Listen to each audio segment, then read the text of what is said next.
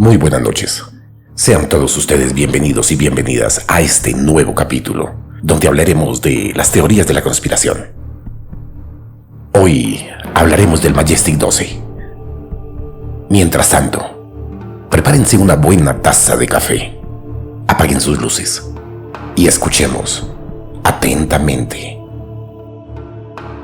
El proyecto Majestic 12. En diciembre de 1984, Jaime Shandera, un productor cinematográfico de Hollywood, ufólogo también, recibió por correo un extraño paquete, en cuyo interior solo había un rollo de película, algo en blanco y negro de 35 milímetros. Este rollo, sin revelar aún, no iba acompañado de ninguna carta, ni tenía remitente. El remitente solo proporcionaba una pista sobre su origen de Nuevo México. Al revelar la película, vio que contenía negativos de lo que parecía ser un informe del 18 de noviembre de 1952 para el presidente electo en ese entonces, Eisenhower. En la primera página había una advertencia que decía sobre este documento: alto secreto solo para lectura, que contiene información clasificada esencial para la seguridad nacional de la USA. En la segunda página había una lista de 12 influyentes científicos, jefes militares y consejeros de información de los Estados Unidos.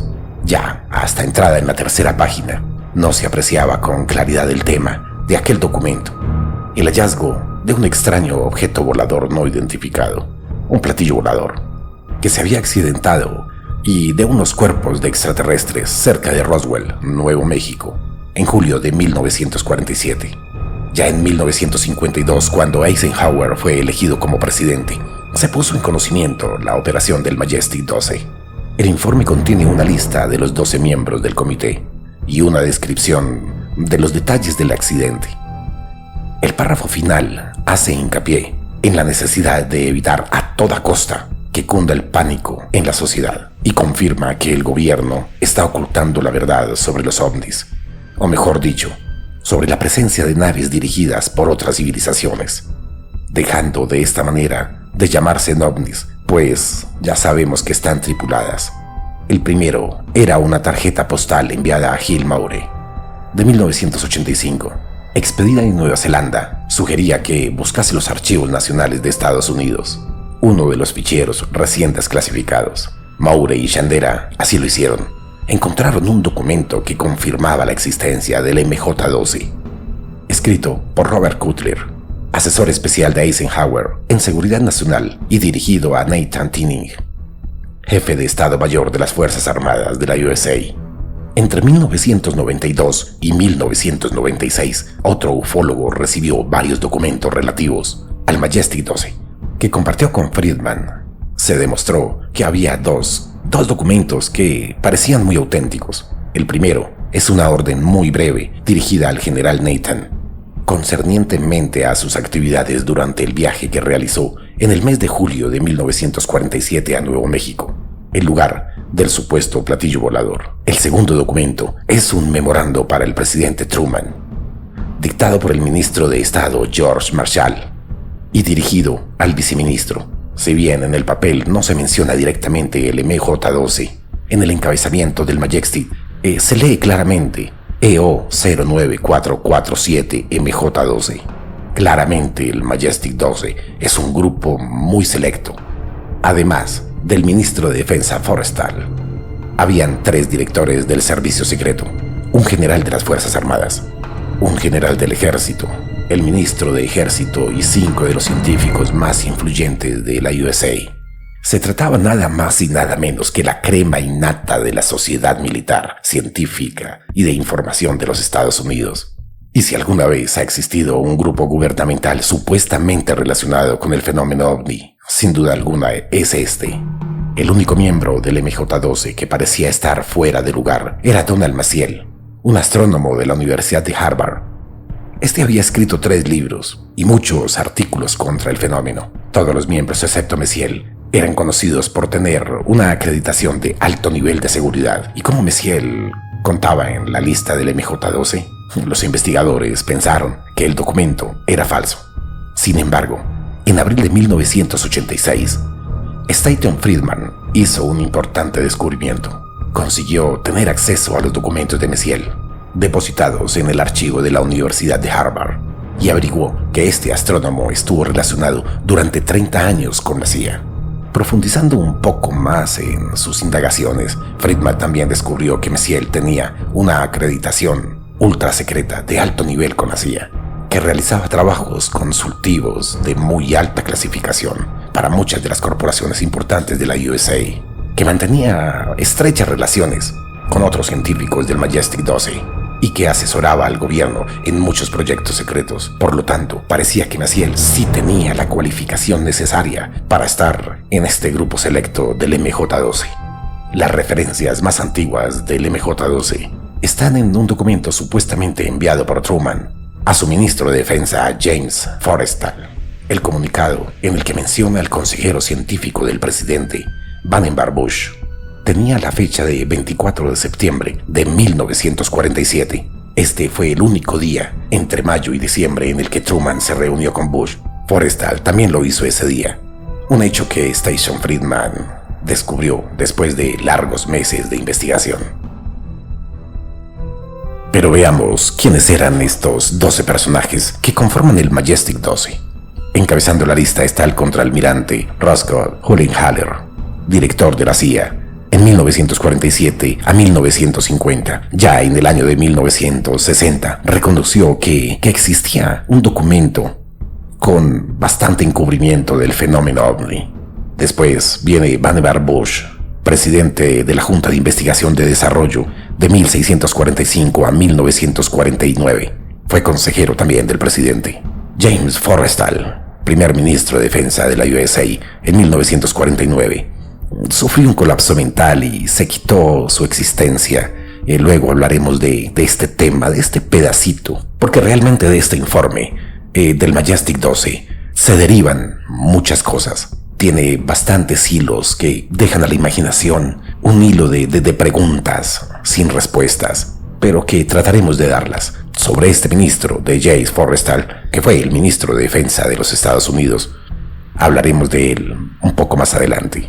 Según esto, sufrió un colapso mental, se quitó su existencia y fue sustituido por el señor Walter Smith. Después entra en la lista el señor Nathan Twanning, jefe del mando logístico del aire y más tarde presidente de la Junta de Jefes de Estado Mayor, el más alto cargo militar de la USA.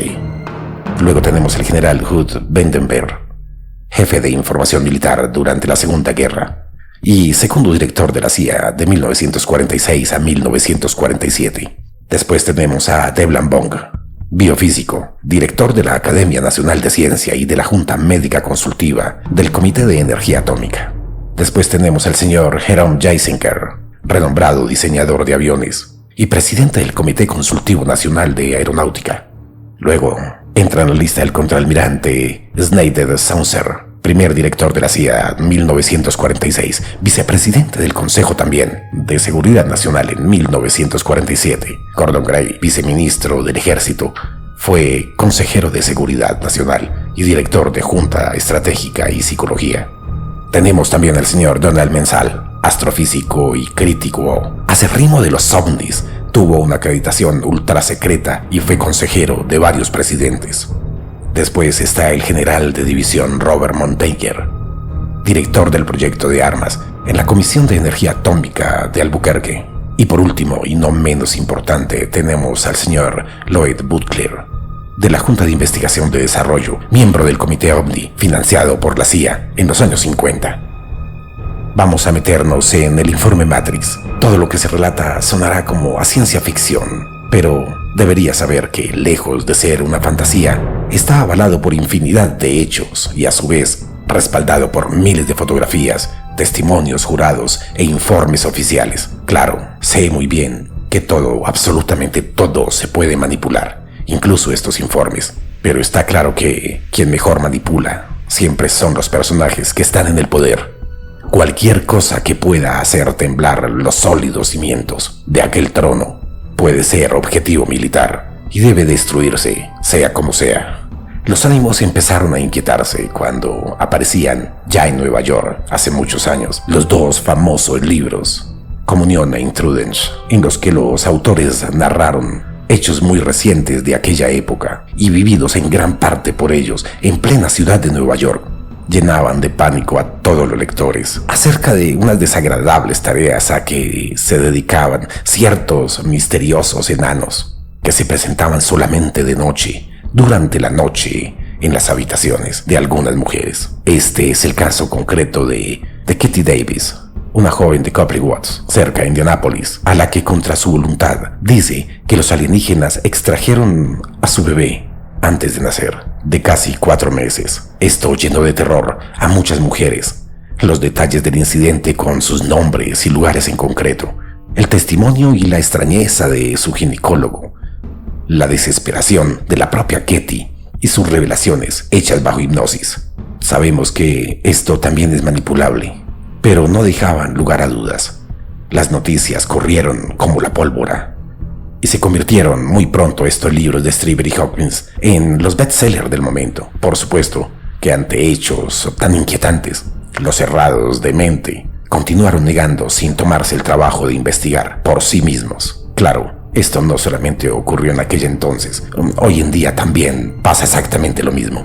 Y los dudosos siguieron dudando, en su espera de la oportunidad de ver el ovni, de ver el platillo volador en su casa, en el patio de su casa. Sin embargo, los citados libros lo único que hacían era confirmar lo que hace muchos años, incluso siglos.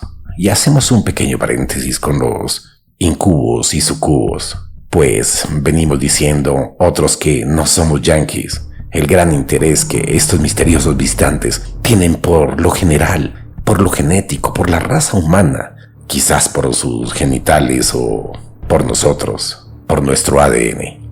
Ya no se trata, por tanto, si seguir investigando, si somos visitados o no por seres inteligentes, no humanos. Se trata es de alertarnos a nosotros mismos, o quizás al resto de la humanidad, que no estamos solos, que abramos los ojos, que miremos al cielo. Las actividades que algunos de estos seres están realizando entre nosotros, claro, con el consentimiento de las autoridades, es realmente aterradora. He encontrado unos informes, he visto algunas historias, he leído algunos libros, he visto algunos videos en YouTube, donde algunos colegas hablan de este mismo tema. Claro, se cierran por el temor de la monetización, pero tenemos que abrir los ojos, miremos para dónde vamos, por dónde vamos y quién nos está guiando realmente. Las primeras noticias de estos contactos no son de ahorita, no son de la época de los 50. Ya, como lo habíamos dicho anteriormente, desde los antepasados nos vienen contactando. Pero estas primeras se remontan a la década de los años 40, aunque es probable que Alemania haya rescatado un platillo volador hacia el año 1939.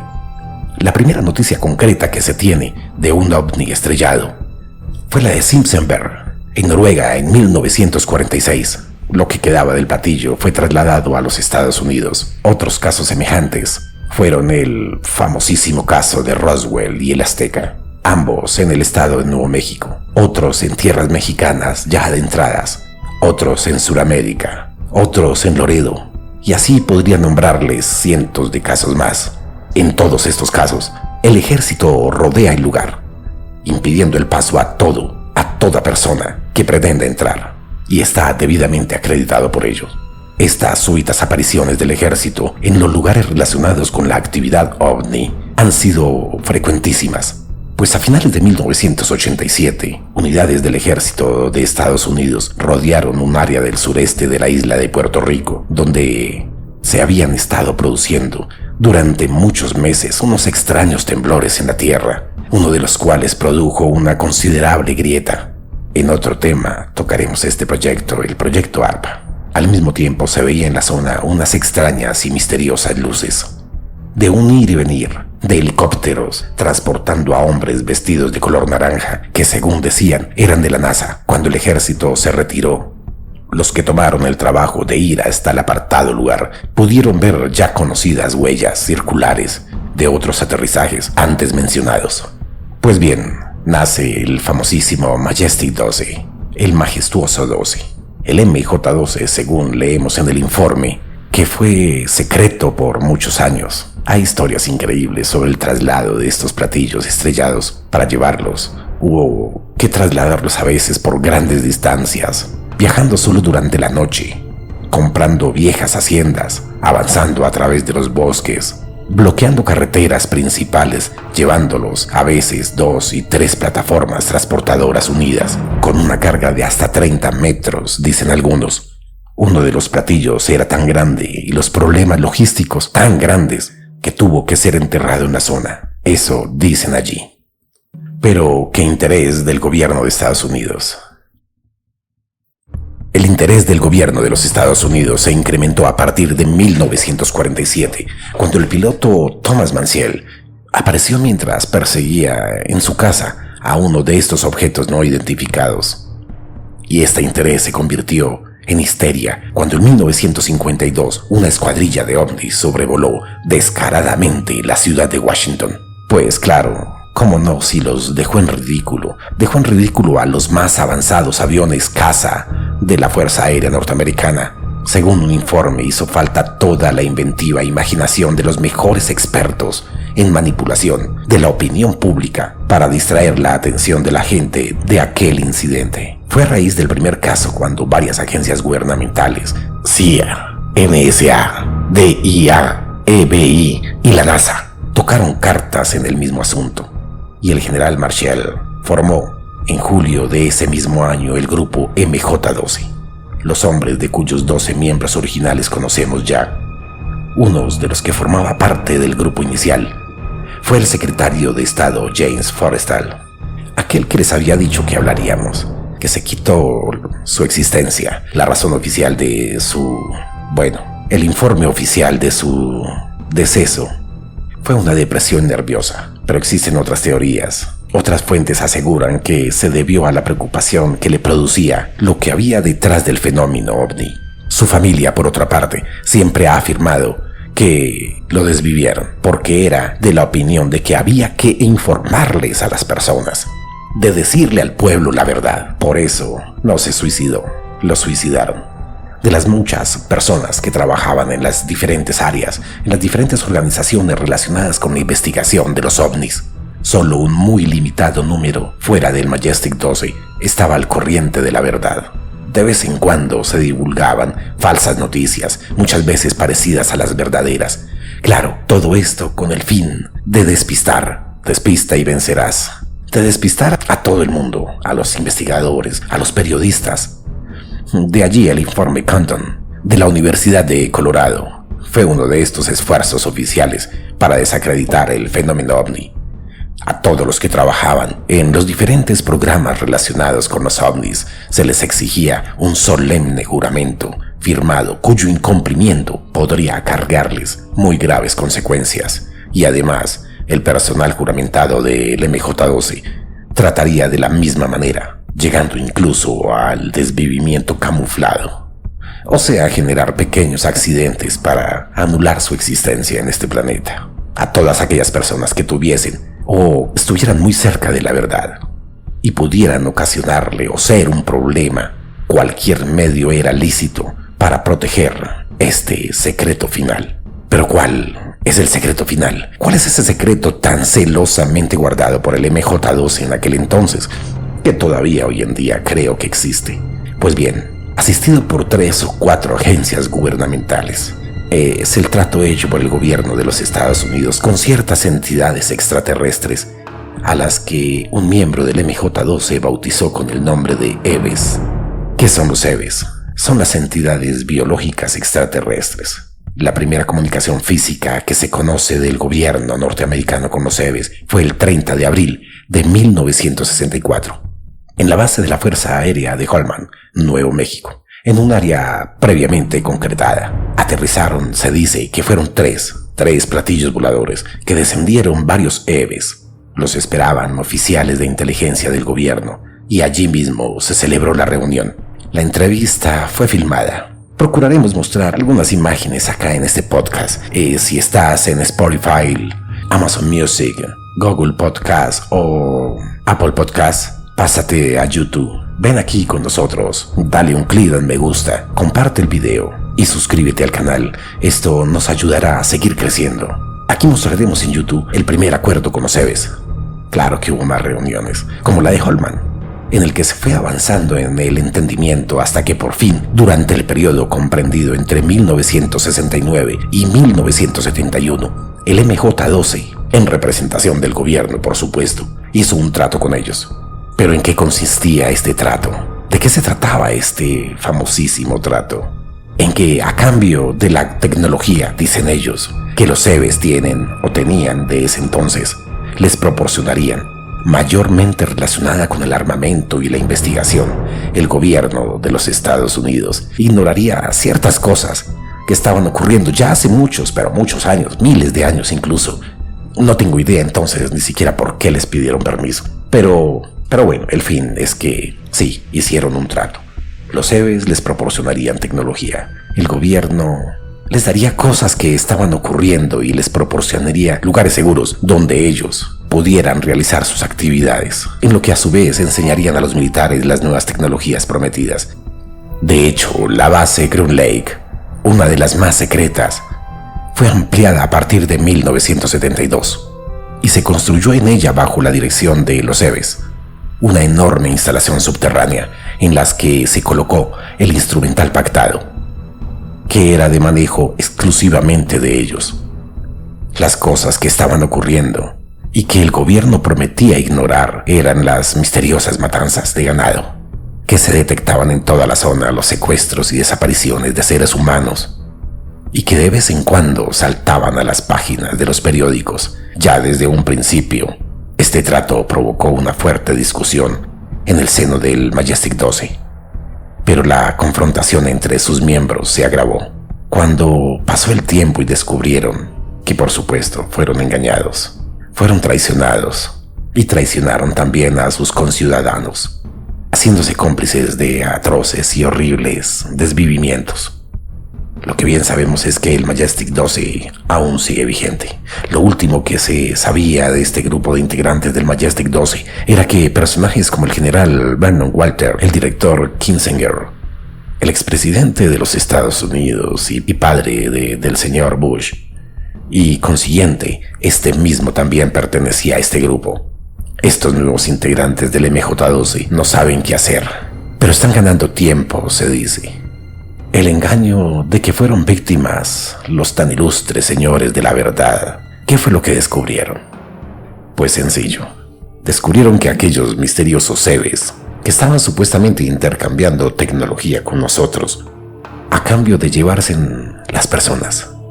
Sí, las personas, para sus estudios, o quizás como alimento, no lo sabemos. Esto lo vamos a dejar en duda y vamos a dejar un hilo pendiente, pues todavía hay que analizar y estudiar más acerca de esto. Se dice que ellos se acostumbran a insertar algunas varas en el cerebro a través de las fosas nasales, pequeños aparatos esféricos como de 2 o 3 milímetros con el que pueden monitorear biológicamente a aquella persona que se llevan y vuelven a traer a la Tierra, para saber dónde está, seguirlo, controlarlo, insertarles ideas, y así lo hacen durante 2, 3, 5 años, mediante una sugestión hipnótica, se dice, de modo que estos efectúen ciertas actividades ya programadas por ellos. También se llevan unos que no vuelven a traer. Estudian sus partes genitales. Incluso he leído algunos libros que son capaces de transformarse en seres humanos o colocarse en algún tipo de traje para parecerse a nosotros. Por supuesto, esto de intercambio de tecnología por personas, sin duda fue un pajazo mental para el gobierno de la USA, pues ellos los iban a seguir haciendo sin importarles nada. Ya lo venían haciendo de muchos siglos anteriores. ¿Por qué intercambiarles o darle algo a estos monos para llevarme otros? Yo asumo que lo hicieron para que no les derribaran más naves. Si entramos en detalles, sin duda alguna la humanidad era la que tenía que perder. Pero ¿cómo son aquellos CEBES? Se dice que hay entre 60 y 70 clases. Claro, yo pensaría que son razas y muchísimas más. Pero las que nos visitan se dice que son entre 5 y 6, que son las que están más relacionadas con nosotros. Vamos a hablarle de unas 3 o 4 razas. Son muchas y tengo acá una descripción de un montón. Dice que la del tipo 1 son entidades invisibles que se mueven especialmente desde el plano astral para adentrarse en nuestro mundo. Aquí podrían estar también los arcontes, de este tipo, creo yo, muy difíciles de ser comprendidas por nuestra mente porque son prácticamente pura energía mental. Su actividad primordial es influir en la mente de los seres humanos, alimentarse de energía, y están en todas las religiones.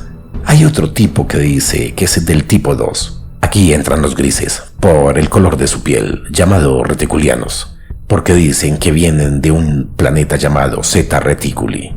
Por eso le dicen los reticulianos, que son los llamados grises. De estatura muy baja, entre 1,20 y 1,40, con una gran cabeza, calvos, de ojos muy rasgados, psíquicos ellos también. Son telépatas y parece que manejan la telepatía grupal. Son una mente colectiva, pero con conciencia individual, algo poco desarrollada, lo que constituye en uno de sus puntos débiles. Su meta es el conocimiento científico mediante el estudio del ser humano, el estudio del planeta. Por eso, cuando se llevan a los seres humanos, lo que hacen es monitorear y estudiar con ciertos aparatos e implantarle a estas personas para poder estudiarlos, estudiar sus sentimientos, sus emociones, lo que hacen y lo que dejan de hacer. Luego tenemos el tipo 3, unos seres grises también, llamados rigelianos, aliados en cierta manera de los del tipo 2, físicamente muy parecidos, aunque estos con los ojos un poco más rasgados. Se dice que estos son los que están ahora con relaciones con los gobiernos nacionales. Estos son los que se llevan las glándulas de los ganados. Se dice que de eso se alimentan también. También hay rumores en algunos libros que dice que estos reticulianos están aparentemente militarizados y que son capaces de trasladarse de un sistema a otro tan rápido, abriendo una especie de portal. Son capaces de trasladarse también en el tiempo. En la actualidad, la raza humana está siendo prácticamente conquistada o sometida por estos seres a un verdadero bombardeo mental, sin que se dé cuenta, para mantener el control sobre nosotros. Se dice que los líderes saben de lo que están haciendo. Y aquí como de pronto el informe Matrix resume sus actividades. Se clonan a sí mismos en úteros parecidos a las vejigas. Fecundan a las hembras humanas para extraerle posteriormente a su bebé antes de nacer. Fabrican androides de apariencia humana. Claro que esto ya se me hace como muy ciencia ficción, pero pues nada es descabellado. No podemos dejar nada al azar. Adquiere material biológico también, no solamente del ganado, sino de los seres humanos. Hay otro grupo, que son los del tipo 4, que son rubios y altos, que al contrario de los grises, estos no pueden cambiar su apariencia. En cambio, estos sí pueden presentarse como personas normales, rubios. Su altura actual es alrededor de 1,90 m. Ejercen también bastantes actividades en nuestro planeta, pero muchas menos que los grises. El tipo 5 son rubios bajos de piel blanca, muchos más discretos. Se mezclan entre nosotros. Entre sus intervenciones en nuestro planeta, según un informe, estarían dispuestos a expulsar del planeta a los rigelianos si las autoridades mundiales se lo pidiesen oficialmente, pero ello conllevaría una guerra en la que perecerían muchos humanos.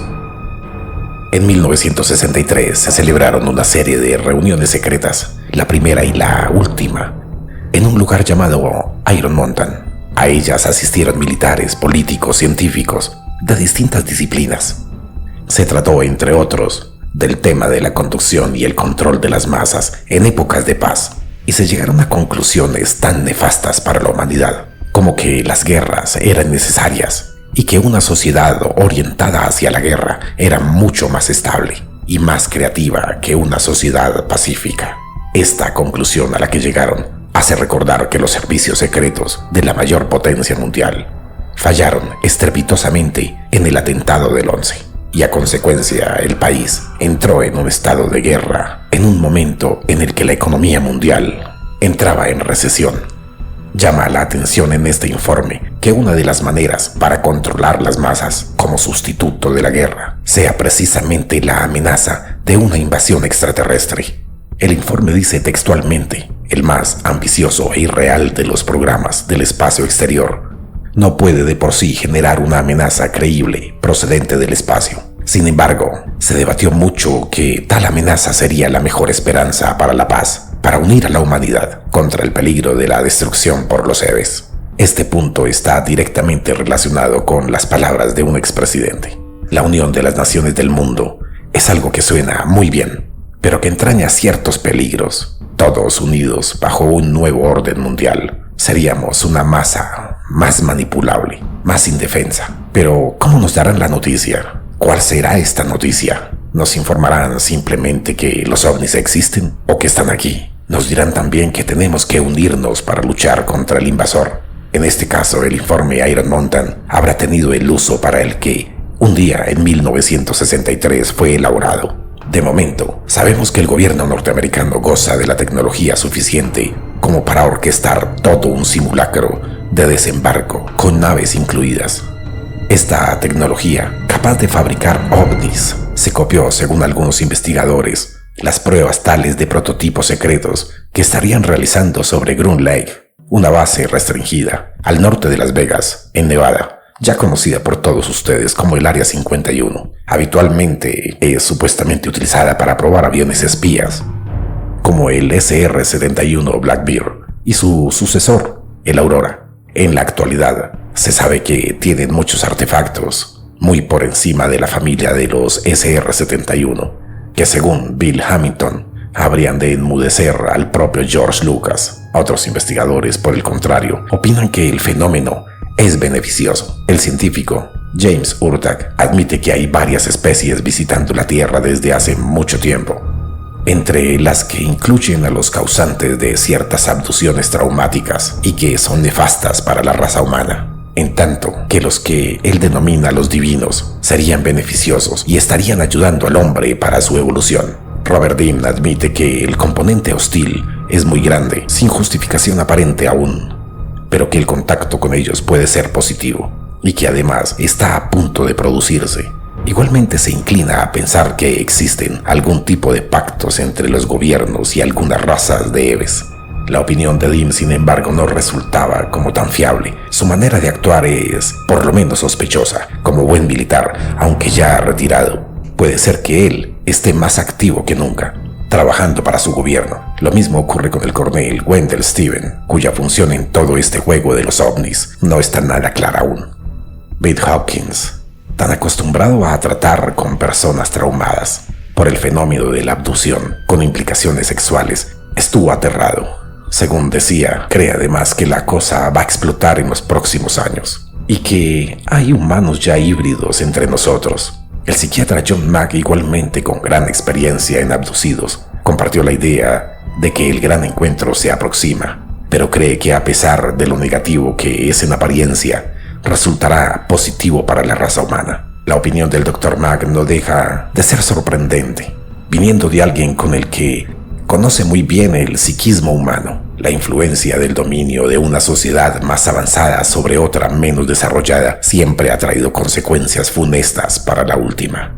Ejemplo, la conquista de las Américas. La reunión de astrónomos y científicos de diversas ramas, celebrada en 1971 en el Observatorio Astrofísico de Yurakan, Armenia, en los que participaron 54 expertos con el objetivo de estudiar la posibilidad de comunicación con inteligencias extraterrestres. Alguno de ellos dijo textualmente que tal comunicación sería un terremoto para la cultura humana y ésta correría un peligro, el peligro de desintegrarse. Un exalto dirigente de la CIA, el señor Victor Marchetti, confesó cuando ya estaba retirado que altos mandos militares y políticos de la nación creían que una aparición súbita de seres inteligentes procedentes de otros mundos acabaría con la gobernabilidad de los pueblos, ya que causaría una rebelión. Si vemos que la mayoría de los documentos del MJ-12 están sobre película y que no es posible analizarlos, no es posible analizar ni el papel ni las tintas originales, pero existen muchos detalles objetivos que pueden comprobarse, como las cualificaciones de los 12 miembros del comité, las fechas de las reuniones, el estilo del documento y algunos similares con validez de firmas. En las primeras páginas del traducido de un proyecto llamado Aquarius, que dice textualmente instrucciones para publicar alto secreto clasificado, es un resumen del documento, obviamente, que expresaba lo siguiente: TS Orcon, entre paréntesis. La información en este documento está clasificada como alto secreto con Orcon.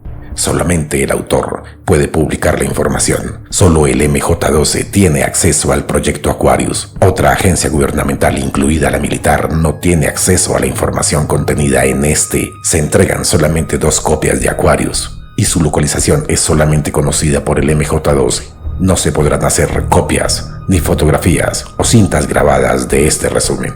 En la página 2 dice: en junio de 1947, un piloto civil volaba sobre las montañas Cascade, en el estado de Washington, y observó 9 discos voladores que después fueron referidos como ovnis. El comandante del Centro Técnico de Inteligencia Aérea del Ejército se preocupó y ordenó una investigación. Así fue como USA se involucró en la investigación de los ovnis en 1947. Una nave de origen extraterrestre chocó en el desierto de Nuevo México. Los restos fueron recuperados por los militares. 4 cuerpos de seres extraterrestres, no Homo sapiens, fueron recuperados del accidente. Se encontró que los extraterrestres eran criaturas no relacionadas con los seres humanos. Apartado 1. A finales de 1947, otra nave extraterrestre chocó en Estados Unidos y fue recuperada parcialmente intacta por los militares. Una criatura extraterrestre sobrevivió al choque. El sobreviviente era masculino y fue llamado Eve. Este fue interrogado consensualmente por el personal de inteligencia militar. En Nuevo México, el lenguaje del sobreviviente fue traducido mediante pictógrafos. Declaró este ser que provenía de un sistema llamado Zeta Reticuli, a unos 40 años luz de la Tierra. Este Eve vivió hasta el 18 de junio de 1952. Fecha en que murió víctima de una inexplicable enfermedad. Durante su actividad, legó una valiosa información para la tecnología espacial, el origen del universo y sobre diversas materias. Página 3. La nave extraterrestre recuperada se llevó a Estados Unidos a un programa de investigación intensiva para determinar si los seres extraterrestres constituían una amenaza directa para la seguridad nacional. En 1947, la recién creada Fuerza Aérea inició un programa para la investigación de los incidentes relacionados con los ovnis. El programa fue operado bajo 3 nombres codificados: Proyecto Groot Gay, Proyecto SIGN y el Proyecto Libro Azul o Blue Book.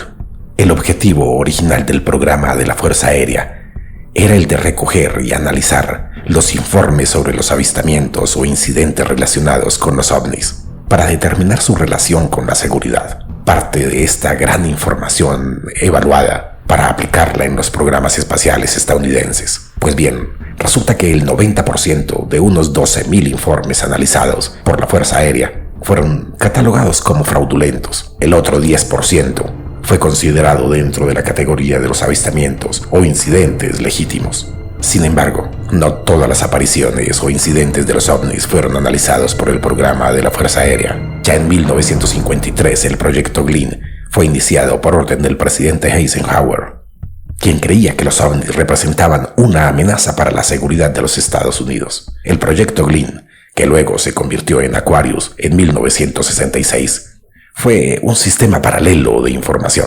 Los informes recogidos bajo Aquarius fueron considerados como avistamientos o contactos efectivos con formas de vida extraterrestre. La mayor parte de los informes eran hechos por militares y personal del Departamento de Defensa Civil.